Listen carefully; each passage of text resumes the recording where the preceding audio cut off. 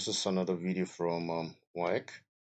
The first question in WAEC paper 2, and it reads: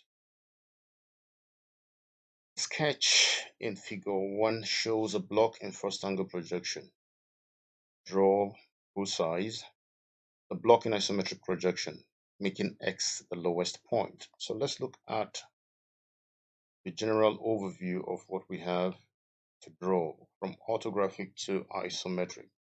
This is what it looks like, and I'll zoom in to the front view, or what's called a elevation, and we'll look at it. Yeah, here we go. We have this as the first, the front elevation. You can pause the video at any point to observe. And we have this as the side view. In the original question, this angle was given as 60 degrees, but upon reconstructing the question, I found out that it wasn't actually 60 degrees, it was 50 degrees. So you can take a look at the original question and compare. Okay, and here we have the plan view.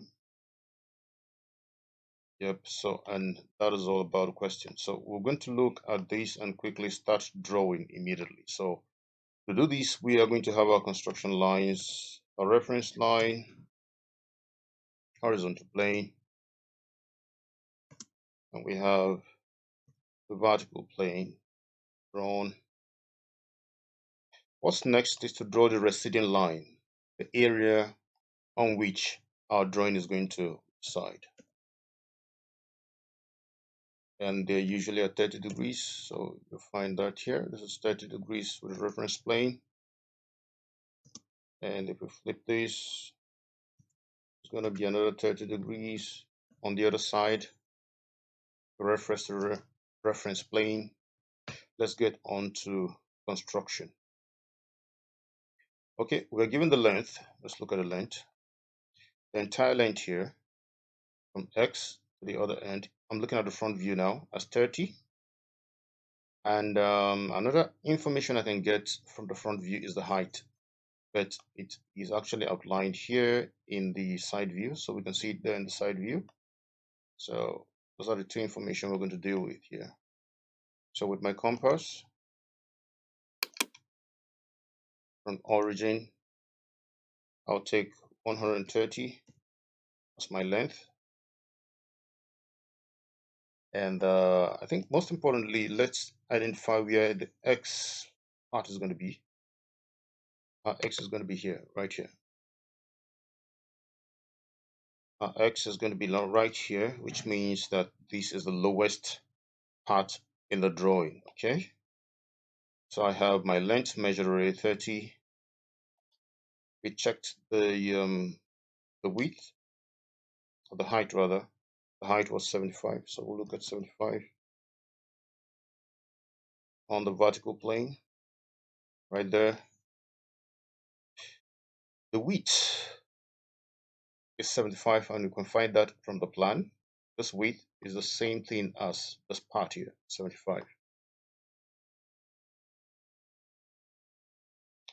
Take your compass to the origin and measure 75 on your ruler and still cut 75 right here. So with this, we can actually form the box that we need, and our drawing would come out clean. Isometric block is the next thing to form now. So let's do this. Here to the width of 1.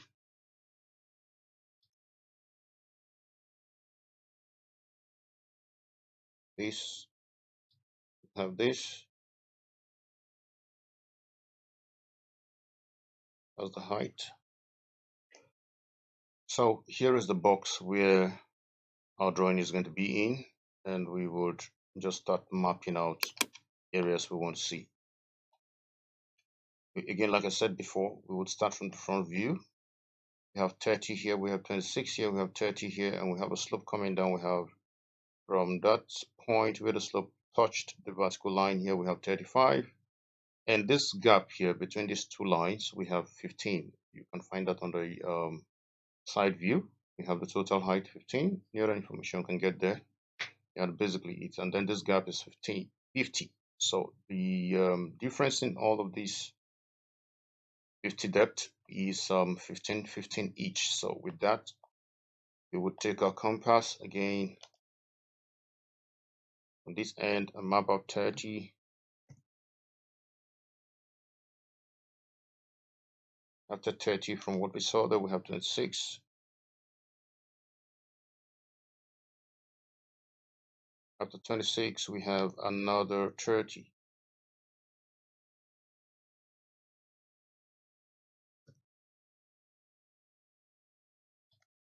Okay, so we can erect our perpendiculars just to get those points notified.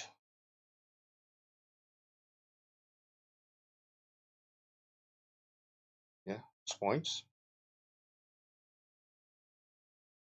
The next is to look at these areas. What's the difference? What's the gap between this point and this point? This point and this point. So we can actually figure that out. If this is 50 and this top here is 26, so if we take away 26 from 50, we would have 24 left, which means that if this is centralized, then we should have 12 to this side and 12 to this side. You get what I'm saying? 12 to this side and 12 to this side. So we can actually detect that. We can find that out. Yeah, right here, 12. It wasn't given, but you can find it out. So I would offset from 26. These two lines are my 26 lines. I'll offset 12 to each side.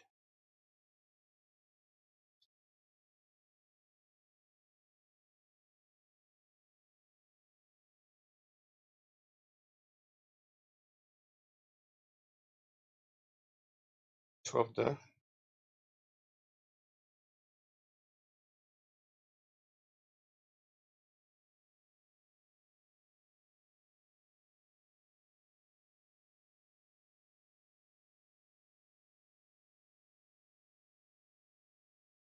Twelve there.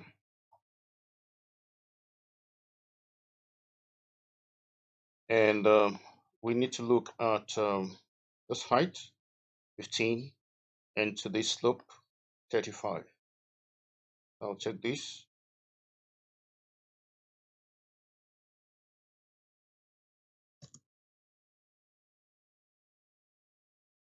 Trim this. To the level of 15. And then to this point, 35. Okay, I have that mapped out already. Okay, before we begin, there's something that we haven't done yet. We have to look at this point. This point is 15 and this point is 15. So on our isometric drawing, we have to give respect to that. So we would have this brought down 15 millimeters and down here another 15 millimeters. So with this, I believe we can start drawing our outline now. Starting from this edge, take it this way, come down 15, go this way 12, come here 15, and extend to 50. Right, we go up 15, come this way 12, then back to where our 26 had started. So go this way 30, and then come down to 35. From 35, we have our 15 in this way. Complete this part. Yep, that is done. The baseline is 130, so we can do that. Complete this and complete this. Makes it a lot easier. And if we take out our construction lines, we'll find out that we are done with the front view, and it will look like this. Let me check this out. Take these ones out. Yeah, right here. This is the front view, which happened to be our side view, or the area we're looking at first, right? So the next is to draw what the detail that we have in the side view. As a matter of fact, in most isometric drawing, in my opinion, these two views, the front view and the side view, should have been enough to finish up this drawing. You see, I won't make reference in my entire drawing. I may not even make reference to this plan view, except for these width, the length, which is the same thing as what I have here, 75. So let's go there with this. So what we're going to have is the same all through. Have 15, this part. This part, I'm trying to draw this part now, 15. And we have 35. I'll see this in the side view. I'll see this from the side view. If I'm looking at the side view from here, the left hand side view, I'll see this line, I'll see this line. This one will remain hidden. This one's here will remain hidden to me. And I'll see this line. Yep. So as part of what I'm going to do to complete the top view, I'll just go ahead so that I don't have to come back here anymore. Right there. Good. So like I said, our emphasis is on the side view, but I've been able to touch on the top view as well. So let's look at the cut here. What do we have? How do we get this off? We have 50 in between. So I'm going to draw perpendicular lines, 50. 50 from 75, you will get 25. So that means 12.5 on this side. And if I offset this line, another 12.5, I would get 50 in the middle. I'll get 50 right here in the middle. So let's check to ensure that what we have is 50. Yeah, right here, 50. Okay, that means we're on course.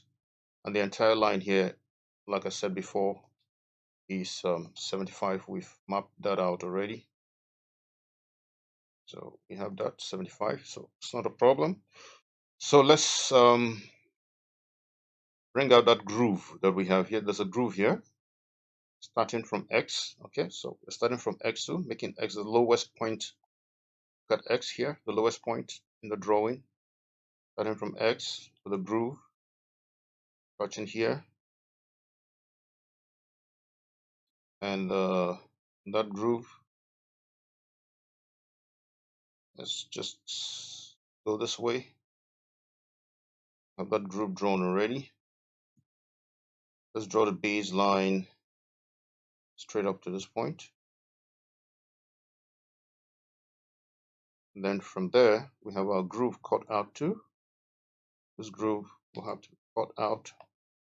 Have a straight line going up. And from that straight line, we have it joining this.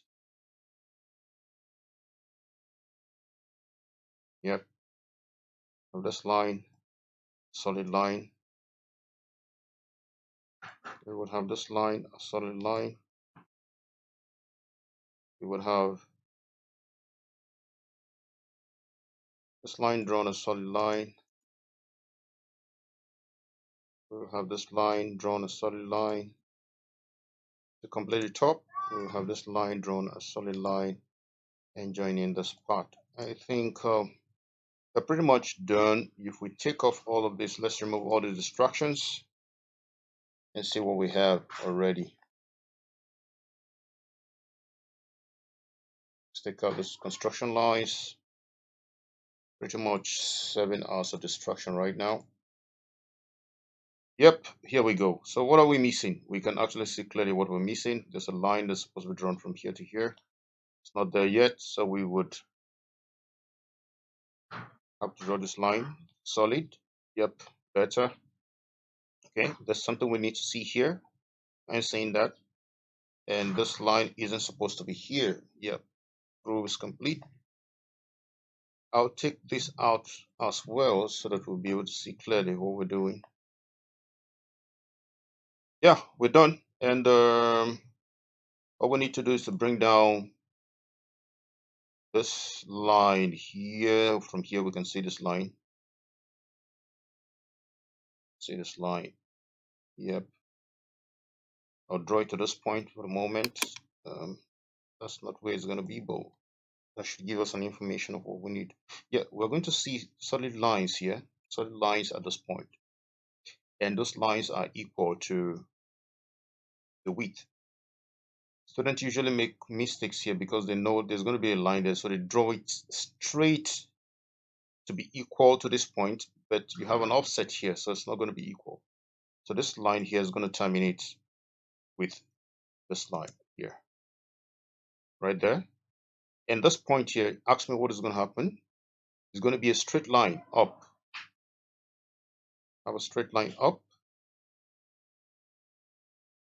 right here, straight line up, and it's going to terminate with this because we won't see that in isometric drawing. So is that all? Yeah, from this point, there's also going to be a straight line going through. It's something that we can't see, but here and yeah, here. And then take this off. We have our drawing complete. Yep, this is what we're asked to draw, and it is out nice and cool. What is left for us is to draw the dimensions. Dimensions already done. You would have to be careful with the dimensioning so that you don't repeat dimensions over